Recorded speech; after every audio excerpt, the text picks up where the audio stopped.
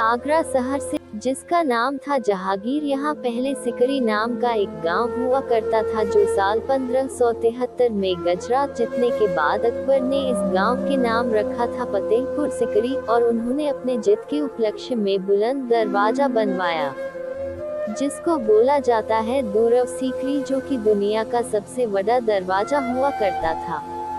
साल 1556 में हुमायूं की मृत्यु के बाद उनके बेटे अकबर को मात्र 14 साल की उम्र में बादशाह बनाया गया। बादशाह अकबर पढ़े लिखे नहीं थे, इसलिए वह समय समय पर अपने नव वजीरों से राय लिया करते थे।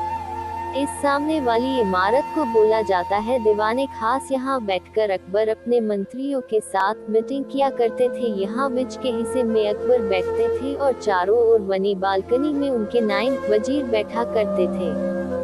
ये है खजाना महल। इसके अंदर बने खानों में उस जमाने में खजाना भरा रहता था। उस जमाने में बिजली नहीं थी, तो अकबर ने गर्मी से बचाव के लिए ये महल बनवाया था, जिसका वजह है हवा महल या गर्मियों का जन्नत भी कहा जाता है, क्योंकि यहाँ इतनी अच्छी हवा चलती थी कि यहाँ बैठने का असली मजा गर्मियों में हुआ करता था। ये है अनुक्तलाओ, और बताया जाता है कि अकबर के नवरत्नों में से एक तानसेन, वह सामने वाले प्लेटफॉर्म पर बैठकर जब भी वह मल्हार राग गाते थे तब बारिश आ जाती थी, और जब भी वह दीपक राग गाते थे तब दीपक जल जाती थी।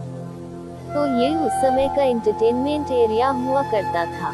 ये सामने वाली बिल्डिंग जो आप देख रहे हैं, इसको कहा जाता है ख्वाबगाह, अकबर का रॉयल बेडरूम, और ये है उनका बेड। इसके ऊपर चढ़ने के लिए उस जमाने में जंगल की सीढ़ियां हुआ करती थी, और जब बादशाह अकबर ऊपर चढ़ जाते थे तब उन सीढ़ियों को हटा दिया जाता था, जिससे कि वह सुरक्षित रहे और उनके ऊपर कोई हमला ना कर सके। ये है बीरबल महल। ये अकबर के सबसे भरोसों में से एक का बीरबल के लिए बनवाया गया था। यह ऐसा माना जाता है कि किसी भी धर्म का इंसान मन्नत भाग के लिए यहाँ धागा बांध कर जाता है, उसकी दुआ जरूर कबूल हुई।